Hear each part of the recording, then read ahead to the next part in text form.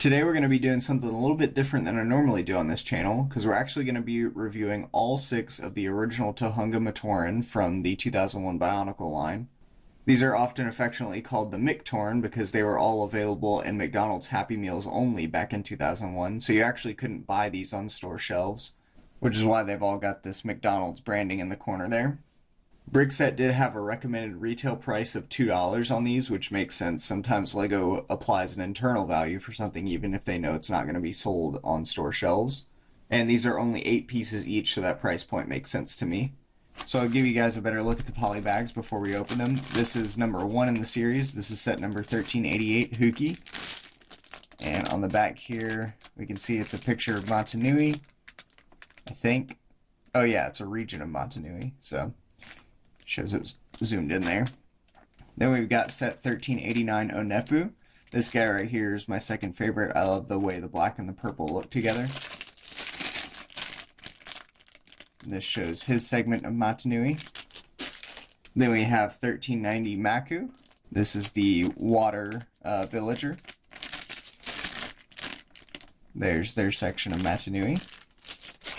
Then we have set 1391 Jala. This is the fire Matoran. And there's his section of Motunui. Then we have set 1392 Kongu. And this is definitely my favorite of the Mictoran. I love the dark turquoise coloring along with the lime green. Probably partially because of Rock Raiders, if nothing else. And then we have his section of Motunui. Then lastly here we have 1393 Matoro. This is the ice Matoran. And there is his section of Motunui. So I'm just going to go ahead and open and build all these, and then we'll show them all together at the end.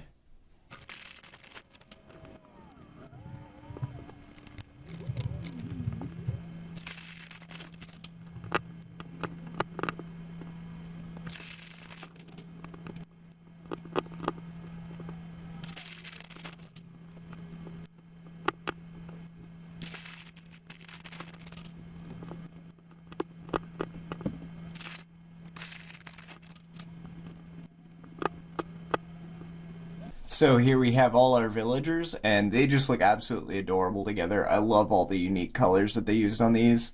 Like, we've got the purple, the dark turquoise, the sand blue, and just a lot of cool colors, and a lot of different masks in different colors. Like, we've got Toatahu's mask back there in yellow.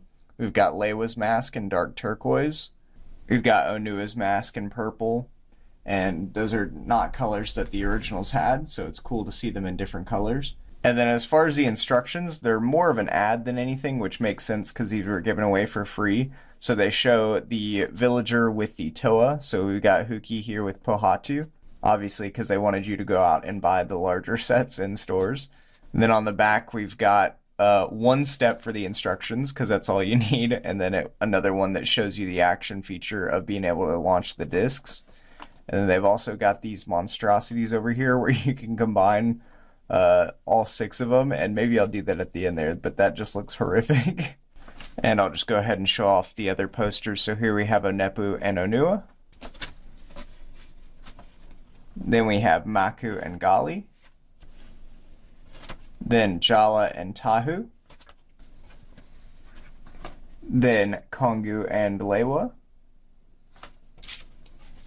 And then lastly, Matoro and Kopaka. So first we'll take a look at Huki here. Here he's got Pohatu's mask in a lighter, I think this is like sand orange or medium nougat, something like that. I'm really not sure of the color here. But then he's got a tan torso. And then each of their discs has the design of their mask, or rather the mask of their Toa. And these are the same as Slicer discs that were released in 1999, I believe. And the way these work is that they just slot into this right arm here, and then you pull them back, and it's sort of spring-loaded, and it just launches it like that. And I gotta say, it's actually really cool to have these guys new, because the ones that I've seen growing up, or the ones that my friends had, they were always like overly stressed from play. So like these arms here wouldn't bend back fully. The legs would be spinning around in every direction. So for these to actually hold their shape and look nice like this is really cool to see, since I've never seen one like this. Because growing up I actually didn't really care for Bionicle much, and I didn't really have any. I had like 2 sets total. So it wasn't until a couple months ago that I finally decided to check out what I was missing, and I watched Duckbrick's full, like, 10-hour video on the lore of Bionicle, and finally got myself caught up. So next up we have Onepu here, and like I said before, he's my second favorite. I really love the black and purple color scheme together. And then we have his disc here. This is the Picari mask, and I forgot to mention it has the names of each of the masks on the disc there. Then we have Maku here, and Maku's the only one that actually has the mask shape of their Turaga instead of their Toa, which were like the village elders. And I think that's just because Gali has a transparent mask, and so they probably didn't want to spend the extra money to make a transparent mask, so they used the Turaga design because they could make it an opaque color. So as you can see, the disc here has the Cow, which is Gali's mask of power, and that's the transparent one that the Toa has.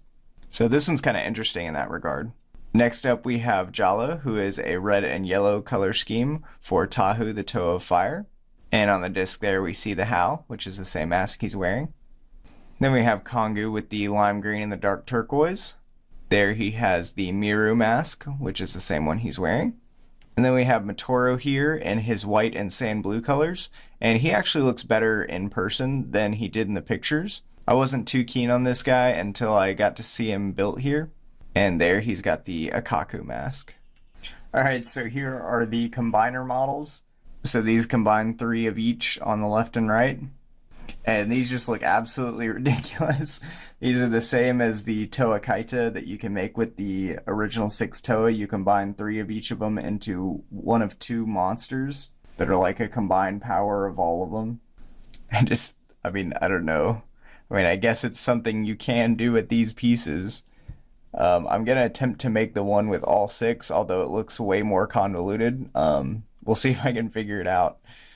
Alright, so here's all 6 of them combined, and this is just even crazier. He's got an arm coming out of the back of his neck there.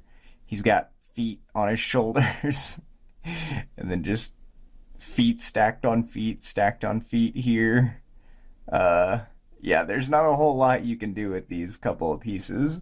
And it even leaves all these pieces here unused. So, alright, here they are back in their normal designs. So adjusted for inflation, the recommended retail price on these would have been $3.41.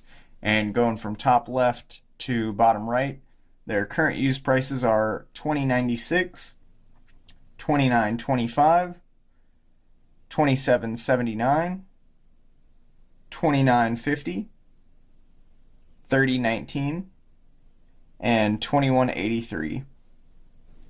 So these guys are quite pricey now for what was a free Happy Meal. Although granted that was 22 years ago, so it's understandable that these would be more sought after. Especially as people go back and want to complete the original first wave of Bionicle, these are a crucial part to that, since these are the standard villagers that inhabit the island of Matanui. So if you're going to have heroes, you're going to need somebody for them to save, and these are those guys. As I said earlier, I love the colors on these guys. They're really cute. They've got a neat little play feature built into them, and I understand why they're so collectible now. Anyways, this will probably be the only Bionicle review I do. Who knows, maybe I'll get to the original Toa someday.